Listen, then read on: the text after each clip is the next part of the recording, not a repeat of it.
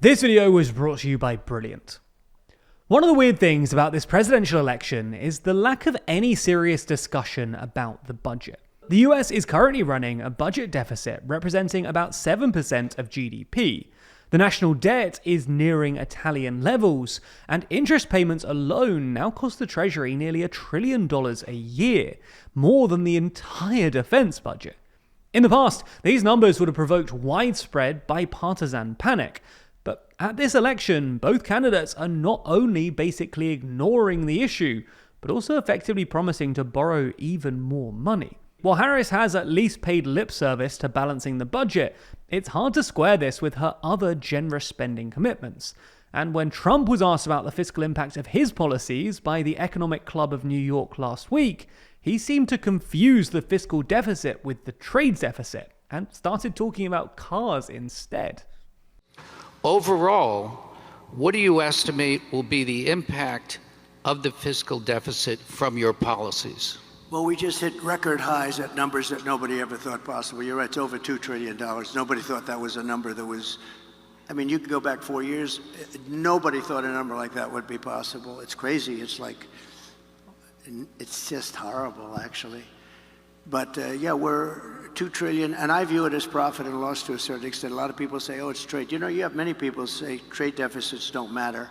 I think they matter a lot. So, in this video, we're going to take a look at how both candidates' policies would affect the deficit, why and when American politicians stopped caring about the deficit, and whether they ought to be a bit more worried about it.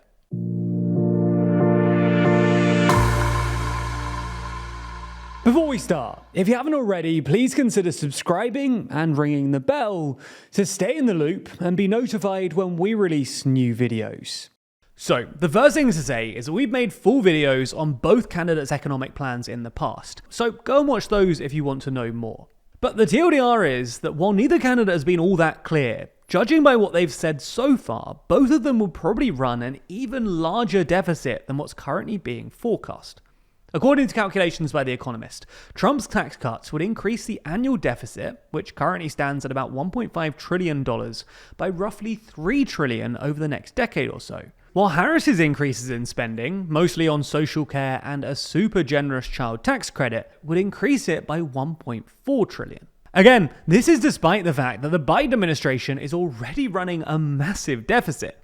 Thanks largely to a series of big spending programs like the Inflation Reduction Act, the IMF expects the US's deficit to hit 7% of GDP this year, the largest in the OECD apart from Israel, more than double the Eurozone average, and more than 3 times the 2% average of other advanced economies. Assuming nothing is done to reduce this deficit, this means that over the next few years, the US's national debt would rise above 130% of GDP, on par with Italy's national debt today. Now, in a sense, this is sort of what you'd expect in election season. Both candidates are promising unfunded spending hikes or tax cuts because, well, they're more popular than tax hikes and spending cuts. Nonetheless, it's still a marked change from a decade or so ago, when both Obama and Romney spent the 2012 campaign promising to cut the deficit, let alone the 90s, when Clinton successfully ran consecutive budget surpluses. So why have politicians stopped caring about the deficit? Well, it's in part because the lesson of the last few years has been that if you bring down the deficit, the other side will just use that newfound fiscal space once they get into office. In other words, because American politics reliably swings between the Republicans and Democrats every 4 or 8 years, when an administration successfully brings down the deficit, paradoxically, this usually ends up benefiting the other side, who just get to spend that spare cash later.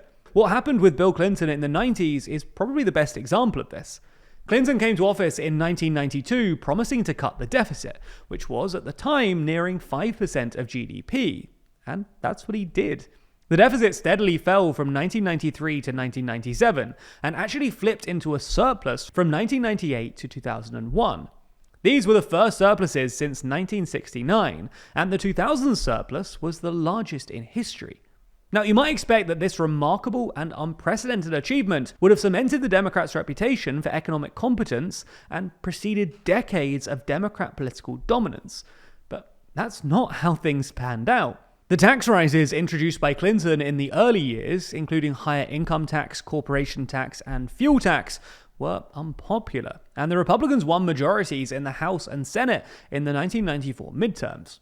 The Democrats then lost the 2000 presidential election, albeit narrowly, and George Bush wasted no time in using up the fiscal space carved out by his predecessor on generous tax cuts and massive increases in government spending, which increased by 53% in real terms during Bush's 8 years, compared to 12.5% under Clinton.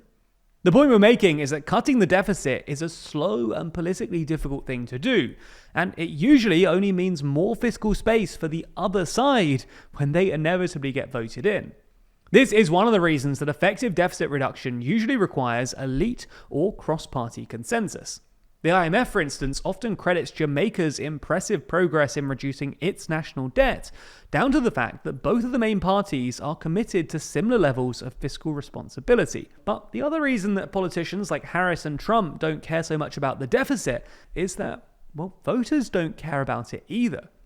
According to Pew, the percentage of American voters citing deficit reduction as a political priority has fallen from about 70% in 2012 to nearer 50% today. This might still sound relatively high, but it actually puts the deficit in 9th place when it comes to voters' priorities, behind reducing healthcare costs, dealing with immigration, and reducing the availability of illegal drugs, to name just a few. Conversely, strengthening the economy, which we might plausibly consider to be in tension with reducing the debt, given that debt-funded government spending at least temporarily increases GDP, has become increasingly important, and is now by far and away voters' top priority. So, as a final thing, should America be more worried about its ballooning deficits? Well, there isn't really a straightforward answer to this question, and it's something that economists disagree wildly about.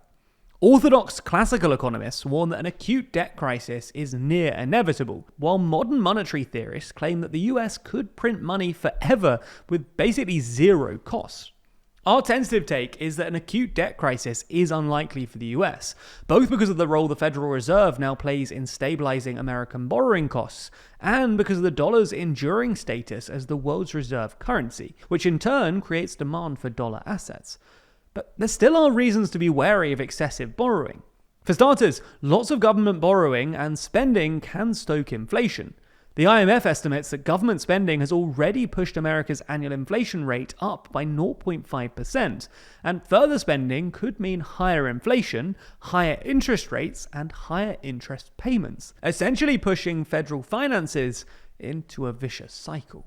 With issues like these, it's often hard to come to the right conclusions. So if you want to improve your decision making, you'll want to check out Brilliant. Brilliant is where you learn by doing, with thousands of interactive lessons in maths, data analysis, programming, and AI. For instance, there's the Scientific Thinking course, which takes you on an interactive tour of our physical world. You'll engage with key scientific principles and theories, from simple machines like gears and pulleys to Einstein's special theory of relativity. It's not just a bunch of lectures either. You'll learn by doing, with hands-on lessons that will have you comparing circuits to understand voltage and current, playing snooker to learn the rules of collision, planning your itinerary for an intergalactic music festival on a space-time diagram, and more. That way, you'll build your natural intuition while gaining deep knowledge of scientific principles. Find out more and try everything Brilliant has to offer for a full 30 days by visiting brilliant.org/TLDR or by clicking the link in the description. That way, you'll also get 20% off an annual premium subscription. Thanks for your support, and thanks to Brilliant for sponsoring this video.